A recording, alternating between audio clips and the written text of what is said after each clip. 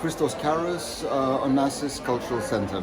Well, I'm from Greece, from Athens, and from the Kreativt Europe desk, Greece. Interfaces is a project focusing on new music and sound art, involving a total of 9 partners within the Kreativt Europe framework. Its main objective is to bring new music to new audiences, so to find the way to make this contact, which is why we chose the title Interfaces, because it's about how publics come into contact and experience music. And that's what we've been working on for the past 4 years. The project's coming to a close in May 2020.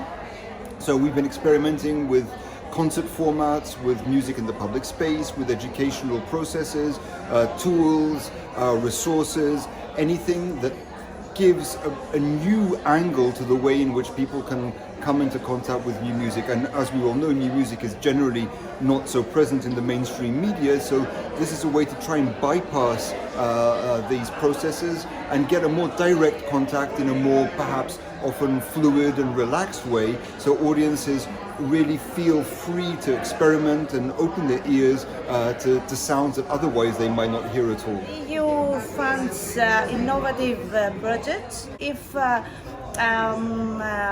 the organizations working together try to do it on their own, could be a little difficult. So the extra funding gives the opportunity to explore new things that otherwise maybe it would be a little difficult. The mandate of the foundation is really to work on any dimension that improves the quality of life in Greece. So the foundation is active in the fields of health, education and culture primarily.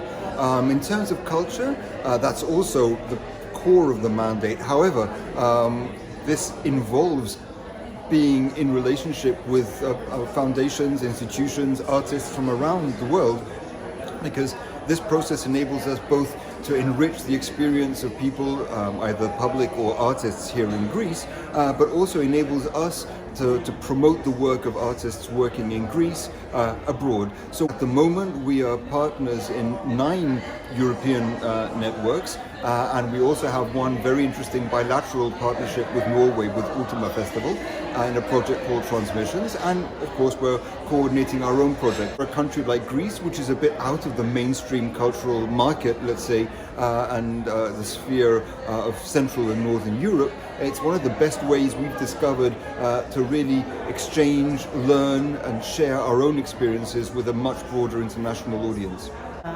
Funding here is not such a problem. We are talking about the Onassis Foundation, but maybe, I'm sure about it, it is something more. It is the extra points they'll get as far as networking is concerned.